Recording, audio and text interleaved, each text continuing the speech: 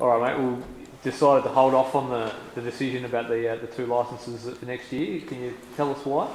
Yeah, there was certainly a plan to try and announce it as early as today, but we'd always said to the teams that the board may wish for more information.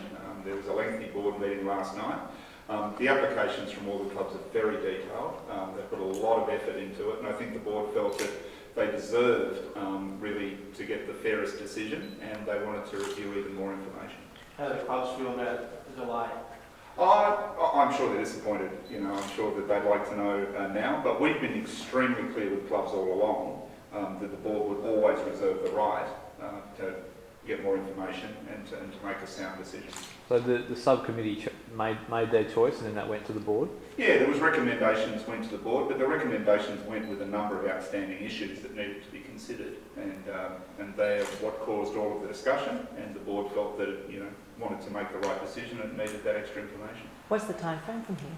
The time frame realistically is as soon as possible, but absolutely no later than the next board meeting, which is the 20th of August, but it's not our intention to have it run out that long, but there will definitely, as a last resort, be a decision on that day. Are all the clubs in the mix still? Or Yes, yeah, they are. Yes, all of the clubs absolutely are still in the mix, and I think it's reflective of the quality of the applications and the meetings and the presentations we had. I was pleasantly surprised with how much detail they gave us, and also how honest and upfront all of the clubs were about the positives and some of the issues that they have as well.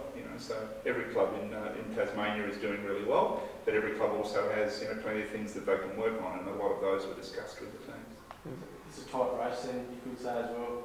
There's no clear front runners. Yeah, I think that's absolutely true. Yeah, I think all of the 5 clubs have put themselves in the running, and it is a tight race. I don't think there is any there's any guarantee. I think clearly if there were, then we'd be sitting here with a decision today. What were the stumbling blocks, and what did they centre around? Was financials, venue, on-field? Yeah, I think on-field for most of the clubs. We want to make sure that we've got a competitive team in the Victory League, and I think most of the clubs, need to paint a picture on how they're going to make their teams competitive, both the ones that are currently in, but particularly the ones that are not currently in, that are playing in the championship level. I think one of the other areas is just getting the finance right. I think in the proposals, some of the clubs that weren't currently in needed to get some more information and a better understanding about how the costs and the budgets actually work around Victory League. And in fairness to them, we want to give them that opportunity as well. So one club isn't through and you're waiting on another one, or they're both still? No, they're both still up in the air, absolutely, because it depends on which way the whole thing falls.